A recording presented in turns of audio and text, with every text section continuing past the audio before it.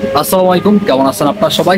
আমি মোহাম্মদ এনামুল ইসলাম আছি মালয়েশিয়া থেকে। বরাবরের মতোই মালয়েশিয়াকে তথ্য এবং আপডেট দেওয়ার চেষ্টা করব আজকের এই গুরুত্বপূর্ণ ভিডিওতে। আপনারা জানেন সম্প্রতি সময় মালয়েশিয়ার কলিং ভিসার ব্যাপারে নানান ধরনের একটা তোড়ঝাড় চলতেছে। অনেকেই কিন্তু কলিং ভিসা নিয়ে অনেক ধরনের নিউজ অলরেডি করে ফেলছে। সেখানে সম্প্রতি সময় মালয়েশিয়াতে অবস্থানরত বাংলাদেশ হাই কমিশন কিন্তু এখন পর্যন্ত সর্বসেক্টর মানে সব ধরনের সেক্টরের যে কলিং ভিসা আছে, মানে মালয়েশিয়াতে সব জায়গার ভিসা, টোটাল হচ্ছে এই কথা, সব জায়গার ভিসা, এই ব্যাপারে কিন্তু এখনো কোনো ঘোষণা এবং আপডেট আসে নাই। তবে নির্ধারিত কিছু অংশ আছে, নির্ধারিত কিছু সেক্টর আছে, সেই সব সেক্টরের ব্যাপারে গুঞ্জন আছে সোশ্যাল মিডিয়াতে।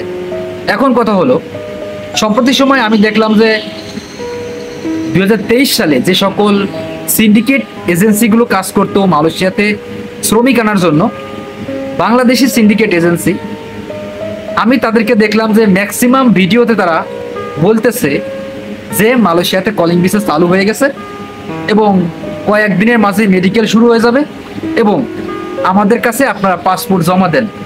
এরকম ভিডিও কিন্তু আমি অনেক দেখতেছি সম্প্রতি সময়, এইরকম ভিডিও সোশ্যাল মিডিয়াতে অনেক দেখতেছি। এখন আপনারা বলতে পারেন যে ভাই, তাহলে কি আমরা পাসপোর্ট জমা দেব না? তাহলে কি আমরা মালয়েশিয়াতে আসবো না? ওয়েল, আপনারা মালয়েশিয়াতে আসবেন, কোনো সমস্যা নেই। তবে যেহেতু এখন পর্যন্ত কোনো রিক্রুটিং এজেন্সির নাম বলা হয় নাই, তারপরে আপনার প্রপারলি অফিসিয়ালি কোনো ঘোষণা আসে নাই, তারপরে কোথায় কত টাকা দেবেন সেই ব্যাপারেও এখন পর্যন্ত কোনো ঘোষণা আসে নাই।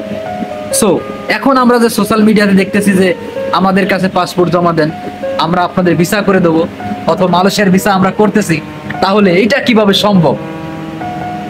আমি আপনাদেরকে বলবো, এরাই হচ্ছে সিন্ডিকেট, এরাই হচ্ছে প্রতারণা চক্র, এরাই সেই প্রতারকের মেন কলকারখানা, যেটাকে বলে আপনি টাকা পয়সা দেবেন, সেই জায়গা মায়ের খাওয়ার সম্ভাবনাই বেশি। সাপ্লাই কোম্পানি অথবা আপনাকে ভুয়া ভিসা ধরায় দেবে হাতে। পরবর্তী সময় কি হবে? আপনাদের আর্থিক ক্ষতিগ্রস্ত হবে, পরিবারে নামে আসবে বিশাল বিষাদ বেদনা, যা ইতিমধ্যে কিন্তু ঘটে গেছে অনেক জায়গায়। আমাদের কিছু সাবস্ক্রাইবার আছেন যারা কিনা বলতেছে 2023 সালে যারা আসতে পারে নাই, 2023 সালে মে মাসের 31 তারিখে যারা আসতে পারে নাই, তাদের ব্যাপারে সরকার কোনো সিস্টেম গ্রহণ করছে কিনা অথবা কোনো পদক্ষেপ গ্রহণ করছে কিনা, সেই ব্যাপারে অনেকেই জানতে চায়। এখন কথা হলো, 2023 সালের মে মাসের যে সকল শ্রমিকগণ টিকিটের কারণে অথবা সময়সীমার কারণে আসতে পারে নাই, সরকার তাদেরকে রিক্রুটিং এজেন্সির মাধ্যমে টাকা পয়সা ফেরত দেওয়ার একটা আশ্বাস প্রদান করছে। সম্প্রতি সময় কিছু কিছু রিক্রুটিং এজেন্সি অলরেডি কিন্তু টাকা পয়সা ফেরত দিচ্ছে, যেমন 70,000 করে, 60,000 করে টাকা কিন্তু ফেরত দিচ্ছে।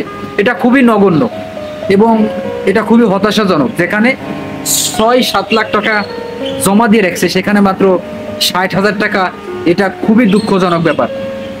আমি আমার বাংলাদেশের সরকারকে বলবো এই ব্যাপারে যেন হস্তক্ষেপ প্রদান করে এবং যারা কিনা অলরেডি প্রতারণার শিকার হয়েছে তাদের পাশে যেন বাংলাদেশ সরকার দাঁড়ায়। এখন কথা হলো, মালয়েশিয়াতে অফিসিয়ালি কোনো আপডেট আসে নাই, এই কারণে আপনারা কখনোই পাসপোর্ট আগে ভাগেই জমা দেবেন না টাকা সহ। যদিও অনেকেই বলে যে আসলে আমাদের কাছে পাসপোর্ট জমা দেন, দয়া করে কারো কাছে কিন্তু পাসপোর্ট জমা দেওয়া যাবে না, তাহলে কিন্তু আপনাদের বিরাট ক্ষতি হতে পারে এবং আর্থিক সমস্যা হতে পারে। আশা করি বুঝতে পারছেন ব্যাপারটা।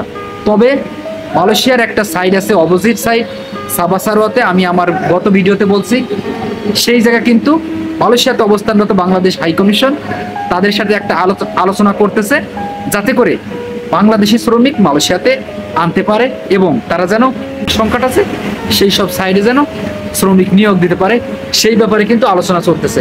আশা করি বুঝতে পারছেন ব্যাপারটা। ধন্যবাদ সবাই, ভালো থাকবেন, দেখা হবে পরবর্তী কোনো ভিডিওতে। ততক্ষণ পর্যন্ত ভালো থাকবেন, সুস্থ থাকবেন, আল্লাহ হাফেজ।